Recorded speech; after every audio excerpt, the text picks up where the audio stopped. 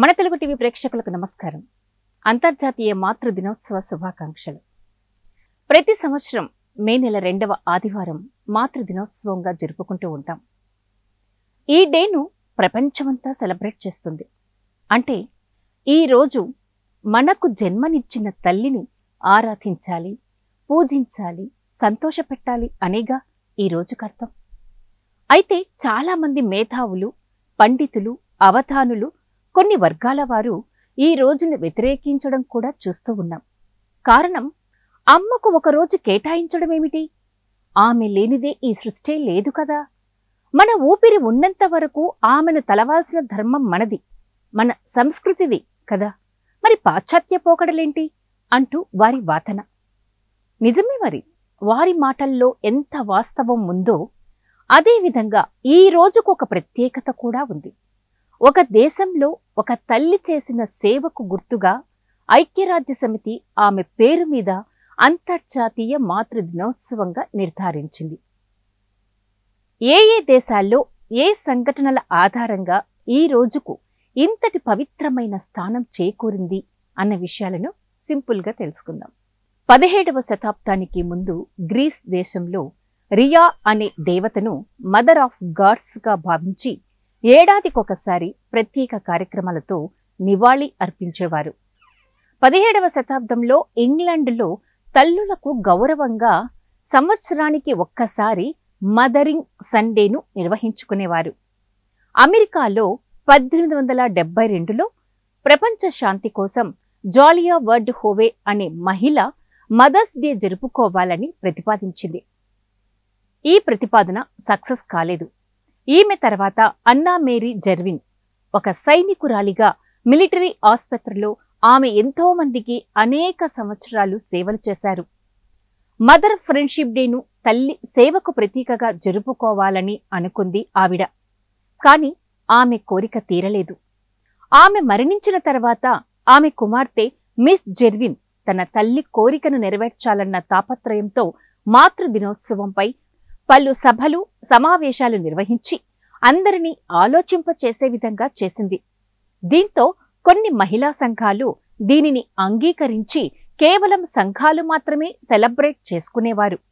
ఆ తర్వాత అమెరికా అధ్యక్షుడు వుడ్రో విల్సన్ 1914లో అధికారికంగా మాతృ దినోత్సవాన్ని మేరీ జెర్విన్ మరణించిన నెలలో జరుపుకోవాలని నిర్ణయించడం, ఆ తర్వాత ఐక్యరాజ్య సమితిలో ప్రతిపాదించడం, దీనిపై అన్ని దేశాలు సమ్మతం తెలియచేయడం, అంతర్జాతీయంగా మాతృ దినోత్సవాన్ని ఆనవాయితీగా మే నెల 2వ ఆదివారం జరుపుకోవడాన్ని నిర్ణయించడం.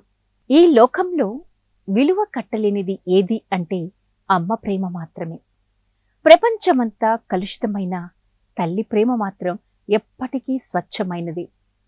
వాల్మీకి రచించిన రామాయణం, వ్యాస మహర్షి అందించిన మహాభారతం, మహాకవి కాళిదాస రచించిన అభిజ్ఞాన శాకుంతలం లాంటి ఇతిహాసాల, కావ్యాల కంటే ఈ భూమిపై సృష్టించబడ్డ జీవి యొక్క జీవన మార్గంలో తల్లి ప్రస్థానం మహా గొప్పది.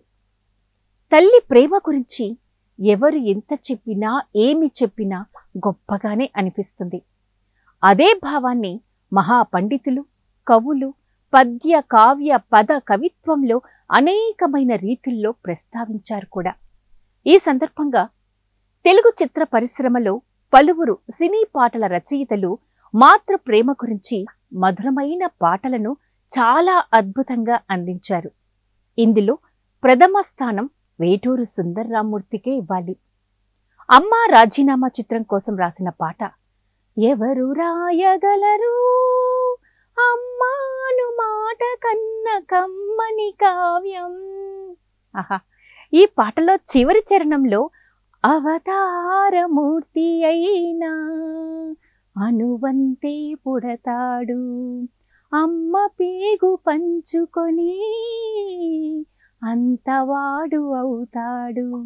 ఆహా, ఎంతటి కమ్మటి సత్యం కదా ఇది. నిజమేగా, ఎంతటి ఘన చరిత్ర ఉన్నవారికైనా మూలం అమ్మేగా అన్న భావన అద్భుతంగా తన కలం నుండి జాలువార్చి సత్యమైన అమ్మ ప్రేమను స్పష్టంగా అందించారు. 1934లో America president Franklin day రూజ్ mothers day సందర్భంగా ఒక స్టాంపును విడుదల చేశారు.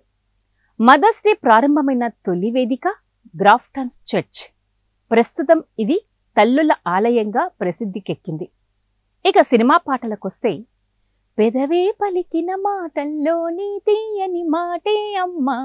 నిజమే కదా, ఈ భూమి మీద జన్మించిన ప్రతి జీవి మొట్టమొదటిసారిగా చూసేది, స్పర్శించేది తల్లినే. తొలి మాట అమ్మా అను పదమే. ఆ మాట తీయదనాన్ని వర్ణించనలవి కానిది. మరి ఆ మాటకు ఏఆర్ రెహమాన్ సమకూర్చిన బాణీలో చంద్రబోస్ అద్భుతమైన భావాన్ని పలికించేటట్టు అమ్మపై కేవలం 3 గంటల్లో తల్లి, బిడ్డ, భర్త అంశాలపై పాటను రాసిన మెలోడీ లిరిసిస్ట్ చంద్రబోస్. తాను నొప్పులు పడుతూ జీవన్మరణ సమస్యలో కూడా తన కడుపున ఉన్న బిడ్డను ఈ భూమిపై తేవడానికి ఆనందంగా తన శరీరాన్నంతా ఉత్తేజపరుచుకుంటుంది అమ్మ. నిజంగా చెప్పాలంటే ఆ బాధ ఒక్క అమ్మకు మాత్రమే తెలుసు. కడ వరకు తన పురిటి నొప్పులను గుర్తుపెట్టుకొని కలకాలం తన సంతానానికి అవసరాలు తీర్చడానికి, ఆనందం పంచడానికి సమాయత్తమవుతుంది అమ్మ.